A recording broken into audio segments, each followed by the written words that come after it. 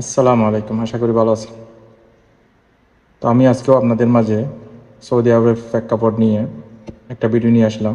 যদি ভিডিওটা ভালো লেগে থাকে বা আপনাদের উপকারে আসে, তাহলে ভিডিওটা শেয়ার করে সবার মধ্যে ছড়িয়ে দিবেন এবং আমার চ্যানেলটা অবশ্যই সাবস্ক্রাইব করবেন। আসলে সৌদি আরবের নিত্য নতুন আইন হচ্ছে, নতুন আইন যে সব সময় নতুন আইন হচ্ছে, আজকে এইটা কালকে ওইটা। তো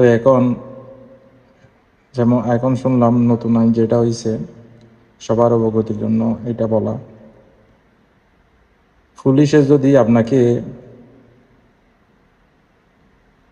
আপনাকে ডাকে, আপনি অথবা একামা চেক করার জন্য বলেন, যে কোনো কিছুর জন্য ডাকলে আপনি যদি দৌড় দেন পুলিশের কাছে না গিয়ে, তাহলে আপনার একামা ঠিক থাক বা না থাক, আপনাকে প্রথমে 1000 রিয়াল জরিমানা দিবে।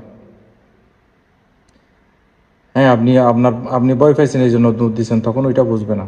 আপনার উচিত পুলিশে ডাকলে আপনার কাছে যে ডকুমেন্টগুলো আছে, ওই ডকুমেন্টগুলো নিয়ে পুলিশের কাছে যাওয়া।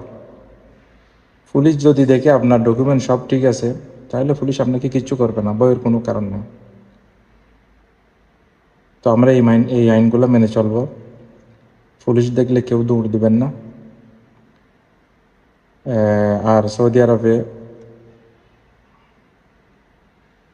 অপরাধ অপরাধটা এখন খুবই বেড়ে গেছে। যে কোনো জায়গায় যাবেন, সাবধানে যাবেন। অপরিচিত গাড়িতে, ট্যাক্সি ছাড়া অপরিচিত গাড়িতে কখনো উঠবেন না। দেখে শুনে গাড়িতে উঠবেন। বর্তমানে অহরহ চিন্তায় হচ্ছে। আপনারা যে কোনো জায়গায় যাবেন, অপরিচিত কোনো খসুসি গাড়ি অর্থাৎ প্রাইভেট গাড়িতে কখনো উঠবেন না। আপনারা ট্যাক্সি যাবেন, ট্যাক্সি করে যাবেন। যদি মেট্রো হয়, মেট্রো দিয়ে যাবেন। মেট্রো যদি লাইন আপনাদের ওইখানে যদি মেট্রো থাকে, তাহলে মেট্রো দিয়ে সবচেয়ে নিরাপদ।